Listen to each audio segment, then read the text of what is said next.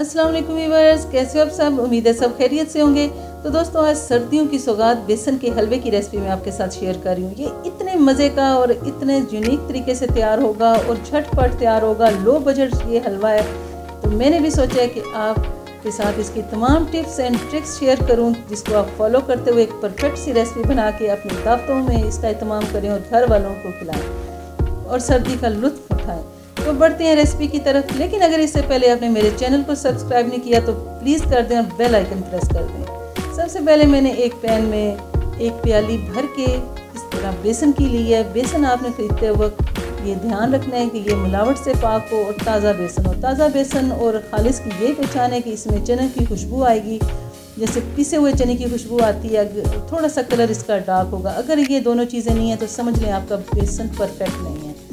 इस तरह भर के हमने एक प्याली बेसन की ली है और इसको इस पैन में बिल्कुल धीमी सी आग पे भूनना शुरू कर दिया। आग बिल्कुल लाइट रखनी है और मुसलसल इसमें चम्मच चलाना है। अक्सर लोग इसमें आग तेज़ कर देते हैं, इतनी सारी ख़राबी होती है, बेसन जल जाता है, उसमें जलने की खुशबू आना शुरू हो जाती है। जैसे ही हमने इसको 10 मिनट से 15 मिनट भूना है, इसमें हल्की हल्की खुशबू आनी शुरू हो गई है। थोड़ा सा कलर इसका डार्क हुआ है तो मैंने इसमें आधा प्याली घी की शामिल की है। देसी घी इसमें मैंने शामिल किया। अगर आपके पास डालता है तो वो भी चलेगा, लेकिन कोशिश करें कि इसको तेल में ना बनाएं। जैसे ही हमने इसमें घी शामिल किया, इसको भूनना शुरू किया, तो ये इस तरह लिक्विडी सी फॉर्म में आ गया है। अब इसमें मैंने 4 से 5 सब्ज़ इलायची और थोड़े से मैंने इसमें ज़ाफ़रान शामिल किया खुशबू के लिए। अगर आपके पास ज़ाफ़रान नहीं है तो प्लीज़ वो आप स्किप कर सकते हैं, कोई मसला नहीं है। जैसे ये भुन के थोड़ा थोड़ा इसमें से खुशबू आना शुरू हो गई है तो मैंने इसमें जो है ना एक आधी प्याली जो इसमें मैंने चीनी की शामिल की है। आधी प्याली चीनी की, एक प्याली बेसन की, ये इसका आपने तनासब रखना है। हमने इसमें एक प्याली बेसन की ली थी, अब इसमें आधा प्याली चीनी की शामिल करके इसको भी भूनना शुरू कर दिया। ये फ़ौरन ही इसका दाना घुल के एक लिक्विड सी फॉर्म में आ जाएगा। जैसे ये हमारे पास इस तरह की लिक्विड सी फॉर्म आती है, मैंने इसमें आधा कप थोड़ा थोड़ा करके दूध का शामिल किया। दूध शामिल करते ही ऐसे फ्लफ़ी सा हो जाएगा, लेकिन आपने ध्यान रखना है कि इसके नीचे आग इस टाइम बिल्कुल आहिस्ता हो, नहीं तो ये दूध फ़ौरन जलना शुरू हो जाएगा। दूध जैसे ही हम डालेंगे तो ये दाने बनना शुरू हो जाएंगे। तो इसके बाद हमने इसमें पानी शामिल करना है। एक प्याली मैंने पानी इसमें शामिल करना है। पानी को खूब अच्छी तरह गर्म कर लिया था। इसमें याद रखें ठंडा पानी नहीं डालना, बल्कि अच्छी तरह गर्म करके आपने पानी रख लेना है, जो थोड़ा थोड़ा करके इसमें डालते जाना है और इसको भूनते जाना है। एकदम से सारा पानी नहीं डालना, बल्कि थोड़ा थोड़ा करके 3-4 दफ़ा में इसमें डालें और इसको इस तरह भुनें। तकरीबन 6 से 7 मिनट लगेंगे इसकी इस तरह भुनाई में। और पानी डालने के दौरान आपने चम्मच मुसलसल चलाते रहना है। जैसे जैसे हम पानी डालते जाएंगे बेसन हमारा फूलता जाएगा और एक दानेदार सा हलवा तैयार हो जाएगा।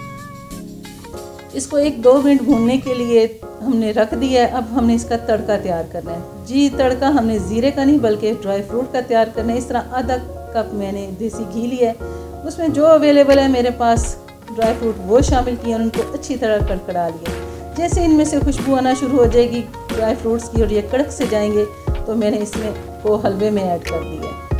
हलवे में डालने के बाद इसको लाइट सी फ्लेम पे 2 से 3 मिनट इसकी अच्छी तरह भुनाई करनी है। देखें, दानेदार सा हलवा ज़बरदस्त तरीके से हमारा रेडी हो गया है। पानी को इधर आपको एक बता दूं कि पानी को एक डालने का गर्म ये भी मकसद था कि हलवा हमारा वो जैसे चिपचिपा सा नहीं होता वो तैयार ना हो। पानी को खूब अच्छी तरह गर्म करेंगे तो ये दानेदार सा और इस तरह मज़े का हलवा तैयार होगा। तो अभी बस ये थी आज की रेसिपी और तमाम टिप्स एंड ट्रिक्स जो मैंने आपके साथ शेयर की हैं। तो हलवे को तकरीबन बनते हुए 25 से 26 मिनट लग चुके हैं और इस दौरान आपने फ्लेम का ख़ास तौर पे ध्यान रखना है। बहुत ज़्यादा हाई फ्लेम पे इसकी भुनाई नहीं होती और तमाम आपने जो मैंने आपको मेजरमेंट दिए हैं उनको फॉलो करना है। तो भी बस ये थी आज की रेसिपी जो मैंने आपके साथ शेयर की। आप अपना फीडबैक दें। नेक्स्ट मिलते हैं एक अच्छी सी रेसिपी के साथ। तब तक के लिए अपनी दुआओं में याद रखें। अल्लाह ताला हम सब के लिए आसानियाँ पैदा फरमाए और हम सब की मुश्किलात दूर फरमाए। अल्लाह हाफिज़।